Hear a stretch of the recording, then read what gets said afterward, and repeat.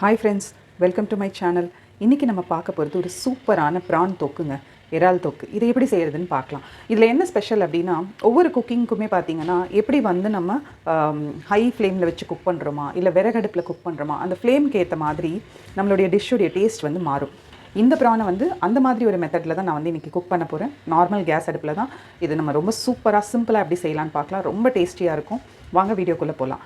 அதுக்கு முன்னாடி மறக்காமல் சேனலை சப்ஸ்கிரைப் பண்ணுங்கள். அப்போ தான் நான் போடுற வீடியோஸ் உங்களுக்கு ரெகுலராக வரும். ஸோ இந்த ப்ரானை செய்கிறதுக்கு நான் எடுத்து வச்சுருக்க பொருளெல்லாம் ஃபஸ்ட்டு காமிச்சிடுறேன். நல்ல ஃபைன் ஷாப் பண்ண ஒரு பெரிய வெங்காயம், ஒரு 2 மீடியம் சைஸ் தக்காளி நல்ல ஃபைன் ஷாப் பண்ணது. அதுக்கப்புறம் தாளிப்புக்கு பார்த்திங்கன்னா சோம்பு, காஞ்ச மிளகாய், அதுக்கப்புறம் பார்த்திங்கன்னா கொஞ்சம் குழம்பு மிளகாய்த்தூள், கொஞ்சோண்டு ரெட் சில்லி பவுடர் எடுத்திருக்கேன்.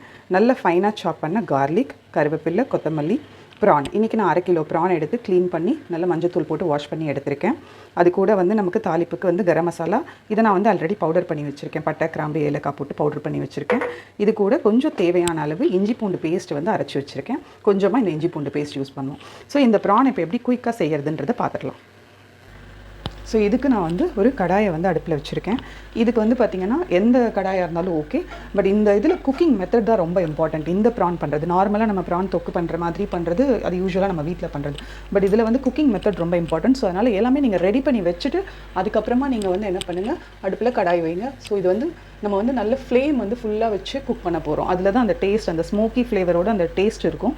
ஸோ இதுக்கு ஃபஸ்ட்டு நான் தேவையான அளவு எண்ணெய் விட்டுக்கிறேன். கொஞ்சம் ஆயில் கொஞ்சம் எக்ஸஸாக விட்டுக்கோங்க.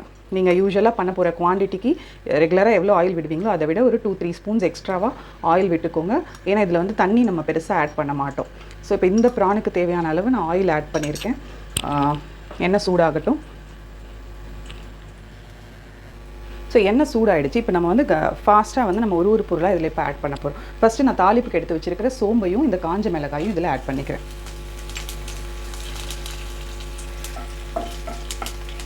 ஸோ இது கூட நல்ல ஃபைனாக சாப் பண்ண பூண்டை வந்து ஆட் பண்ணிக்கிறேன்.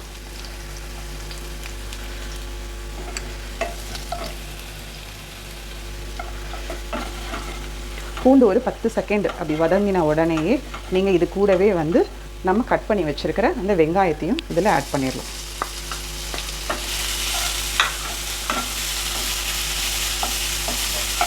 இப்போ வெங்காயம் ஒரு 1 நிமிஷம் நல்லா வதங்கட்டும்.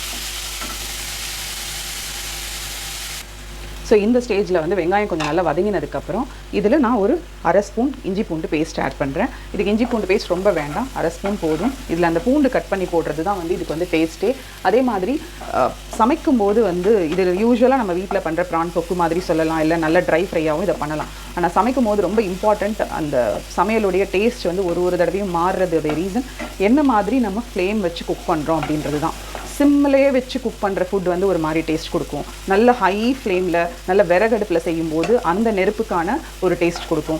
இப்போ இந்த ப்ரான் வந்து நான் வந்து என்ன பண்ணியிருக்கேன்னா ஃபுல் ஃப்ளேமில் தான் வச்சு குக் பண்ணுறேன். இதுதான் இதோடைய ஹைலைட்டே. மற்றபடி போடுற இன்க்ரீடியண்ட்டில் பெருசாக எந்த சேஞ்சஸும் இல்லைங்க. இது நல்ல ஃபுல் ஃப்ளேமில் வச்சு ஒரு மாதிரி அந்த தீயிற மாதிரி வரணும். ஆனால் தீய விடாமல் நம்ம வந்து அதை வந்து ரெடி பண்ணிகிட்டே இருக்கிறது தான் இதுக்கு வந்து நல்லாயிருக்கும். இப்போ கொஞ்சமாக கருவேப்பிலை, எல்லாம் போட வேண்டாம், சும்மா கொஞ்சம் கருவேப்பிலை இதில் ஆட் பண்ணிக்கோங்க.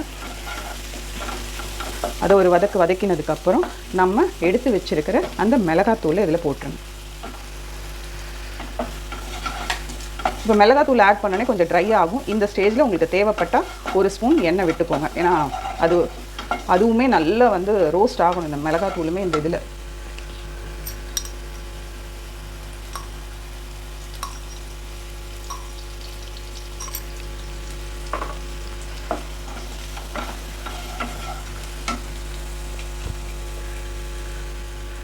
இதுக்கு தேவையான அளவு உப்பு ஆட் பண்ணிக்கோங்க.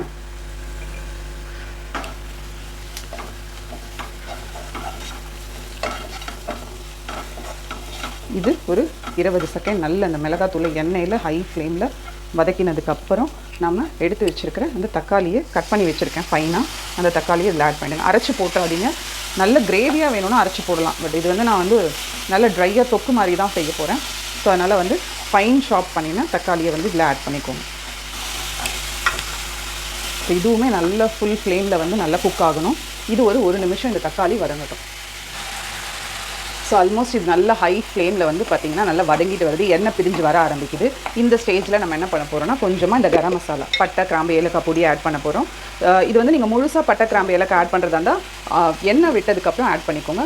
கொஞ்சமாக, ரொம்ப வேண்டாம், ஒரு 1/4 ஸ்பூன் போட்டால் போதும்.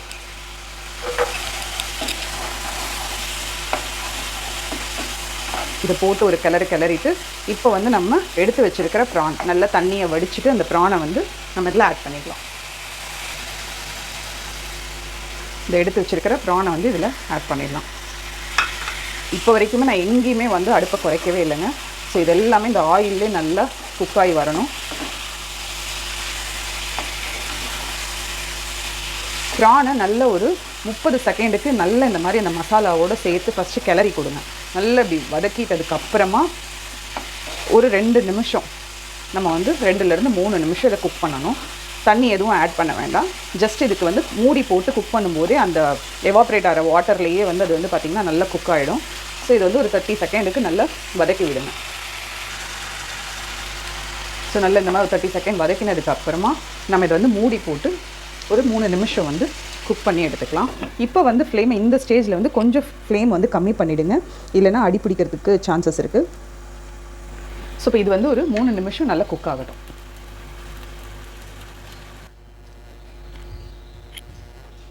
ஒரு 3 to 4 மினிட்ஸ் விட்டுட்டேன். இப்போ இதை ஓப்பன் பண்ணி இது எப்படி குக் ஆகிருக்குன்னு பார்க்கலாம். பார்த்திங்கன்னா அந்த எண்ணெய் ஃபுல்லாக பிரிஞ்சு வந்துடும், நல்லா குக்கும் ஆகிட்டுருக்கும். இந்த டைமில் நீங்கள் சால்ட்டு செக் பண்ணிக்கோங்க. காரம் வேணும், இதுக்கப்புறம் காரம் ஆட் பண்ணணும் அப்படின்னா லைட்டாக பேப்பர் கூட நீங்கள் மேலே வந்து தூவிக்கலாம். இப்போ கொஞ்சமாக கொத்தமல்லி,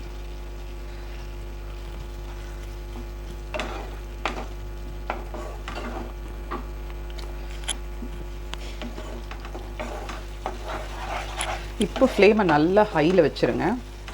வச்சுட்டு நம்ம இப்போ வந்து கொத்தமல்லி, கருவேப்பிலை ஆட் பண்ணுறோம்ல, நல்ல ஃப்ளேம் வந்து ஹை ஃப்ளேமில் வச்சுக்கோங்க.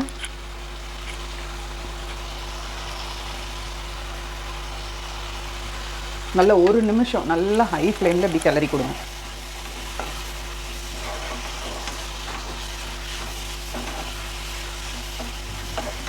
அதாவது அந்த கடாயோட பாட்டம், நீங்கள் ஹெவி கடாய் யூஸ் பண்ணிங்கன்னா இன்னும் நல்லாயிருக்கும். அலுமினியம் கடாய் ஹெவியாக இருக்கிறதோ இல்லை இரும்பு கடாய் யூஸ் பண்ணாலும் நல்லாயிருக்கும். ஸோ இதை நல்லா வந்து அந்த அடியில் வந்து அப்படி ஸ்மோக் ஆகும். ஆக்சுவலாக நல்ல ஒட்டுற மாதிரி வரும். அந்த ஸ்டேஜில் நம்ம கிளறிடணும், அடி பிடிக்கக்கூடாது. அது ஒரு மாதிரி நல்ல ஃப்ளேவர் கொடுக்கும் இந்த ப்ரானோடைய கிரேவிக்கு வந்து. நல்ல 1 மினிட்டுக்கு இதை நல்லா கிளறி கொடுங்க.